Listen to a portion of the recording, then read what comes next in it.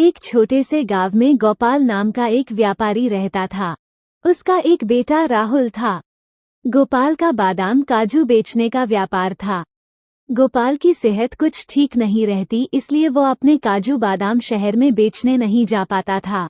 एक दिन गोपाल उदास बैठा राहुल बाहर खेल कर घर आया तो उसने अपने पिता से पूछा, क्या बात है बापू, तुम कुछ उदास बैठे हो?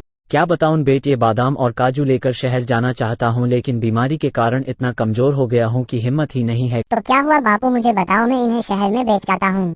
कहीं जाने की नहीं बेटा, तू अभी बहुत छोटा है और शहर में बहुत से ठग घूमते रहते हैं। तेरे जैसे बच्चे को देखेंगे तो वह सारा माल और पैसा लूट लेंगे। बापू आप एक बार आजमा कर तो देखो, मैं ये सारे काजू बादाम बेच भी दूंगा और आपसे अच्छे दामों पर बेचूंगा।